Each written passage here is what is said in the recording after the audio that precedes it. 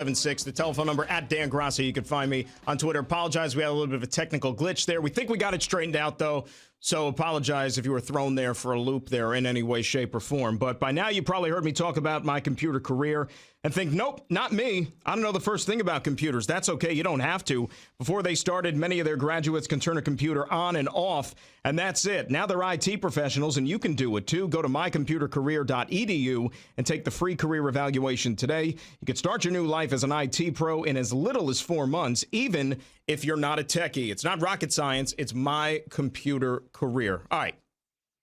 As I was saying about the Nationals, you know, when this season kicked off, you didn't know necessarily what to expect for them. Of course, Bryce Harper leaving, signing with the rival Phillies in the offseason, maybe threw everybody for a loop a little bit. He was the face of the franchise, arguably one of the faces of baseball. You didn't know how they'd be able to bounce back from that. The bullpen was an absolute mess early on again, because that was an Achilles heel for this team a year ago. They get off to a 19-31 start. Everybody is calling Dave Martinez's job into question. Should they make a change? I mean, in midseason, you thought that the Nationals maybe would go in that direction just to maybe save the season with all the talent they still have in that clubhouse, because Anthony Rendon's a free agent at the end of the year. Steven Strasburg can opt out of his contract, leave $100 million still on the table, and just hope that somebody else is going to give him that money and then some on the open market, which I still think is going to happen. You lost Max Scherzer for a couple of months with all of his Cy Young awards during the season. Yet at the very end, here they were. They still made the playoffs. They performed brilliantly in the second half of the season. Then they get into the wild card game, and they have to rally from behind against the Milwaukee Brewers, a Brewers team which came in red hot with nothing to lose with Christian Yelich out of the lineup. They were, 4 outs away from extinction in the wild card game, yet they found a way to persevere and to get the win.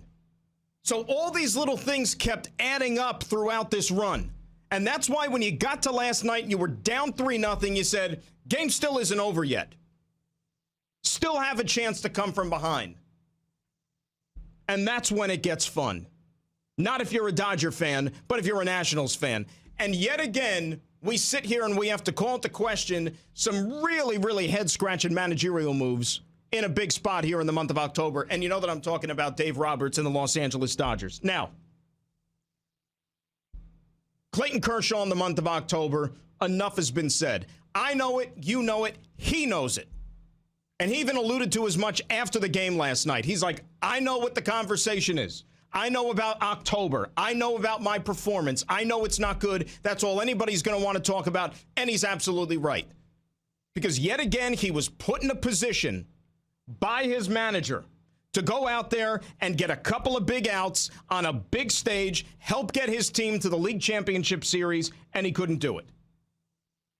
And I hate to take away some of the luster from the Nationals and their fans on this day, but it's only the LDS. It's not even the League Championship Series, and it's certainly not the World Series. Congrats to you for finally winning a round and for moving on. But last night is more about the Dodgers losing and giving that game away again than it was the Nationals winning. I'm sorry. And I think a lot of other people would feel that way as well. You win 106 games, and now you're out in the first round, and you have nothing to show for it. And you could say, well, you know what? They've had a good run. They went to back-to-back World Series already. Yeah, but they didn't win them. They didn't win them. This is like a Buffalo Bills syndrome going on, except Buffalo even made it to 4 Super Bowls before they couldn't find a way to get to the top of the mountain. Dodgers, they couldn't even get to a 3rd World Series, which, again, is difficult to do, folks.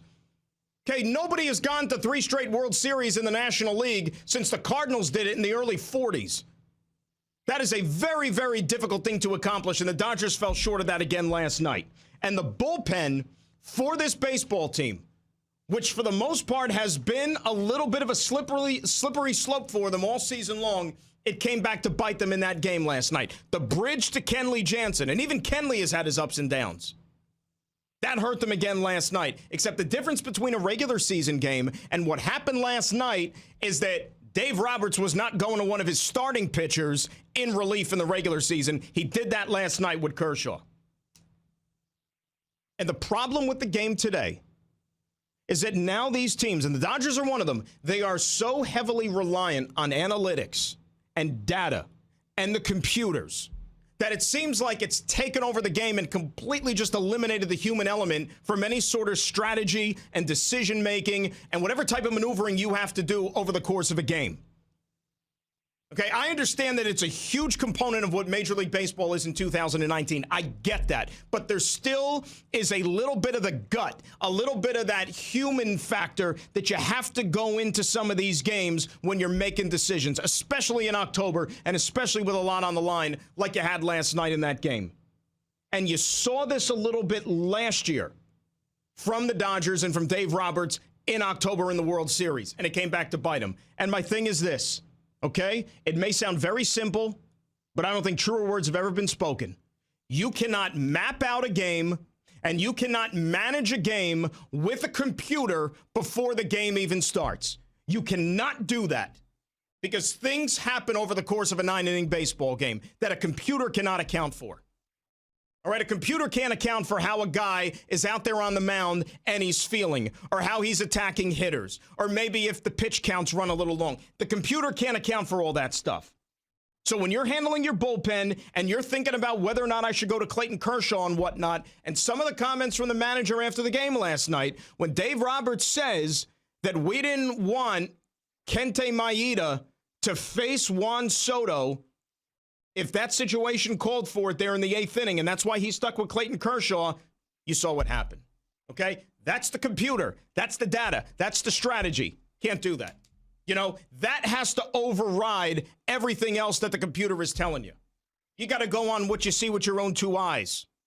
Because what I see with my eyes and what everybody else has seen with their eyes, including the manager, is that in the month of October, this pitcher is a shell of what he is during the regular season. And we're talking about one of the best pitchers of this generation, maybe the best pitcher in this generation, a guy who's going to go into the Hall of Fame on roller skates, first ballot Hall of Famer. But the guy's ERA in the month of October is almost 2 full runs higher than what it is in the regular season. And we've seen it before. We're not talking about 1 or 2 appearances here. We got a nice sample size here. Walker Buehler gave him last night everything that you could have asked for and then some. So then you get into that 7th inning. He throws you 117 pitches.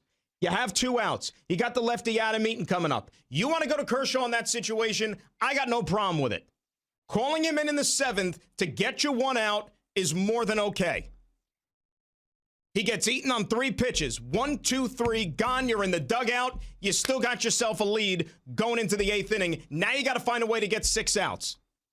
And I know that hindsight is 20/20. It's a classic 20/20. I get it. But in that situation, because of A, who the pitcher is, B, what he's done in October in his career, at that moment, you got a rested bullpen. You got 4 guys that you could turn to who are fresh as a daisy that you can give the baseball to. You could play the matchup game and then eventually get the ball to your closer and say, take us to the league championship series. But the fact that Dave Roberts didn't do that, the fact that Dave Roberts did not shake Clayton Kershaw's hand after that Adam Eaton at bat and say, job well done, we'll talk to you next round. He decided to put his faith in the pitcher. And he said, you know what? Go out there and start the 8th. And he never should have started the 8th. Because we all know what happened. Anthony Rendon happened. Talking about one of the best hitters in baseball. And then 1 pitch later, Juan Soto happened. And then all of a sudden, whole new ball game. And you tell me, as soon as it was 3-3, did anybody in America think the Dodgers were winning that game last night? Everything that I talked about previously, about the Nationals being due, you have that feeling that eventually they're going to break through. At that moment, they might as well have started to cover up the clubhouse there for the Nationals because there was going to be a champagne and a Budweiser party there in the clubhouse because you knew that they were winning that game. You put too much faith in a player who, more often than not, has not gotten it done for you this time of year, and that's what happens. You should have started Kenta Maeda in that 8th inning. Maeda's only given up a hit in the entire series. The entire series. And then when it was too late, when he had to go get Kershaw, what happens? Maeda comes in, 1, 2, 3, strikes out the side. That's not to say he would have got both of those guys because it's classic hindsight. We don't know. But I guarantee you, I'm pretty confident he wasn't going to give up back-to-back home runs to Rendon and to Juan Soto. And even if you want to burn Maeda, you had Pedro Baez sitting there. You had Kolarek for the lefty-lefty if you wanted to have him face Soto. You had Dustin May for crying out loud. Horrible job. And then, to make matters worse, once you get into the ninth, you go to Joe Kelly. And then you put your faith in a guy who, let's be honest, probably was one of the worst free agent signings or the most disappointing free agent signings in all of baseball last offseason. Now, is this a case of the manager trying to pacify his bosses because they gave Joe Kelly all that money after, a couple of good weeks with the Boston Red Sox last October? And that's what netted him all that cash on the open market? But he wasn't good. He wasn't good. You got Kenley Jansen sitting there in the ninth inning still. You got Baez. You got Dustin May. I mean, I'm giving you all these names that you still are just saving there in the bullpen. What are you saving them for? It's like a football coach who goes to the end of the half or the end of the game with all these timeouts and he doesn't use them. What are you using them or what are you saving them for? Joe Kelly? And then you get burned by him. So think about that. If you're Dave Roberts, if you're anybody with the Los Angeles Dodgers now, you're going to have to go the entire offseason, the entire winter, those long strolls down the beach in Santa Monica, Thanksgiving, Christmas, New Year's, snowfall, everything until you get back down there to spring training again when the head hits the pillow each and every night that you had Joe Kelly on the mound with your season on the line. And you had all these other options available for you in the bullpen. Joe Kelly. And then you get through the ninth, and oh, by the way, he did the second worst thing. You brought him out for the 10th. You brought him out for another inning. Joe Kelly is not a 2-inning option. He's not. And I understand that Jansen, maybe their faith in him was diminished to a certain degree. I get it. After all, they removed him from that closer role late in the season because he was so spotty. But the Dodgers had such a huge lead in the division, it didn't become that big of a deal. So you maybe say that they were a little bit cautious as to how they wanted to run him out, but what are you doing? You saving him for a save situation at home in extra innings? There's no such thing.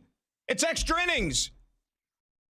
You're the home team. You're going to have a walk-off. What are you saving him for? It just makes no sense to me at all. And look, I've heard people talk here over the last couple of hours about what is this going to mean for the Dodgers moving forward? What is this going to mean for Dave Roberts potentially? Look, I would be stunned if they go ahead and make a move and fire the manager after last night. Did he have a good game? Absolutely not. Do you want to crush him? Am I justified? Is every other guy doing a talk show in America right for holding his feet to the fire after last night? Absolutely. He'd probably tell you as much too. But the guy just signed a 4-year contract extension in December. They're not firing Dave Roberts. I would be stunned if they move on from him. Unless Gabe Kapler was let go this morning by the Philadelphia Phillies. Gabe Kapler's got ties to that Dodger organization. That's where he came from. Andrew Friedman, who's running the show, has a strong affinity for Kapler. That would maybe be the only move they look to make. And again, I think that is still a step down if you're going from Dave Roberts to Gabe Kapler. I mean, what does Gabe Kapler do in 2 years with the Philadelphia Phillies? This offseason, how much money did that franchise spend? Right? Remember the owner back in the offseason said that they're prepared to spend stupid money, which they did, because how much did they give Bryce Harper? And they didn't even make the playoffs. So if you couldn't win with that team, if you couldn't win with all that payroll, then what the heck you think you're bringing him into L.A. with a team made to win, ready to win? How's that situation going to work out? Nobody's changing managers with the Dodgers. It's not going to happen. It's on the players. Okay, because they also bear some of this responsibility. Yeah, Kershaw didn't get it done in October. I get it. Joe Kelly, as I said, you're giving him all this money for crying out loud. He had a horrible year, and he came up small for you again last night. How about Cody Bellinger, who might win an MVP this year? Everybody wants to say he's the greatest player in the game. And look, he's a fantastic player. Don't get me wrong. How was he in this series? He was atrocious. He was nowhere to be found. I don't care about the catch that he made like Spider-Man scaling the wall there last night. Who cares? How about at the plate? What did you do at the plate? Nothing. Cody Bellinger got a couple of more hits this series than I did. Those are the guys that let the Dodgers down. Kershaw's not the same pitcher even in the regular season anymore. Did you see those ones that Rendon and Soto clubbed out of the ballpark? His fastballs are like 89. So when he's trying to mix in a slider up there, there really isn't that much differentiation from his fastball and his breaking stuff. So if you're a hitter, it looks all the same to you. So there's not that deception. It's not going to fool you. Oh, that is a brutal way to end your season. Brutal way to end your season. And I didn't know if the Dodgers were winning a World Series anyway. I said all along the champion's coming out of the American League, and I still believe it. But 106 wins, and you're out in the first round, that's tough. That stings. And you had a lead at home going into the late innings, and you couldn't find a way to put that game in your pocket. That is rough. That is rough. And I'll tell you something else. Dodger Stadium has become a party zone now in October. Not for the Los Angeles Dodgers, though. You know, like if you're a team in Major League Baseball, you should get on the phone now and look to book a party next October at Dodger Stadium because a lot of teams are doing it, right? Last night it was the Washington Nationals. Last year it was the Boston Red Sox who clinched the World Series at Dodger Stadium. Year before that, it was the Houston Astros who won the World Series at Dodger Stadium. 2015, the Mets went in there and won a Game 5 at Dodger Stadium in the Division Series. How many more big games, how many more elimination games is this franchise going to lose on their home field?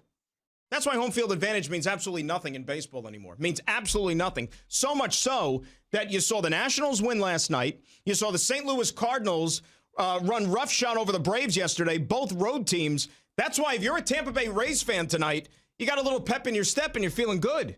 And if you're an Astros fan, you're sweating it out because the last 5 Game 5s in the division series in Major League Baseball, the road team has won the last 5. So it doesn't matter where these games are being played. And by the way, coverage of Game 5 of the Rays and the Astros on ESPN Radio begins tonight at 6:30. And we'll talk all about that, of course, as we move along here this afternoon. But if you missed any of my opening segment, go check it out on demand in the Stephen A. Smith podcast, brought to you by the Capital One Quick Silver Card, earning unlimited 1.5% cash back on every purchase, everywhere. What's in your wallet? And a reminder that Golic and Wingo will be live from South Bend this Friday, covering the USC Notre Dame matchup. It's part of ESPN Radio's Fall Football Tour, brought to you by Marathon. Get 5 cents off every gallon every day with Make It Count rewards from Marathon. To sign up, visit makeitcount.com or download the free app. So the Nationals moving on, and they're playing the Cardinals. I'm a little surprised the Cardinals won that game yesterday. A little surprised. The fact that they won the game 13-1, and you have a 13-0 lead after 3 innings, nobody in the world saw that happening. I mean, I'm on the air yesterday doing my show, and I'm getting updates in my ear in the first inning. 4-0 Cardinals. 5-0 Cardinals. I was like, and then you see 10-0 Cardinals. I mean, I couldn't believe it. Imagine being a fan of the Atlanta Braves. You know, it was a 5 o'clock start yesterday. Maybe you're stuck in traffic. You got out of work late. You're trying to be there by first pitch. You show up, you know, maybe 10 minutes later, whatever, you sit in your seat, and it's 6-7-0 already Atlanta. You might as well just pack up your things and leave. It's over. Finished. Season done. I don't know. What would be more disappointing if you were a fan, like to have your season end? In which way? The way the Braves did, where like the game is over like that, and then you basically are in a coma for the next 8 innings? Or the way the Dodgers, I still think the way the Dodgers lost last night, that's got to hurt a lot worse than what happened in Atlanta. Atlanta was almost like a numbing thing. Like, I can't believe what I'm watching. Like, did that just really happen? Because it was over in about 20 minutes. And then you just have to make amends with it the rest of the afternoon. Dodgers, you're home, you jump out early, you still got the lead. You need, 6-7 outs to get, and then you're going to another chance to go to the World Series. That to one is still probably going to hurt a little bit more. But this Cardinal team, you talk about franchises that know how to win, that know how to get the job done. That's the St. Louis Cardinals, right? How many times have we been in the league championship series in the last 10 years? A ton.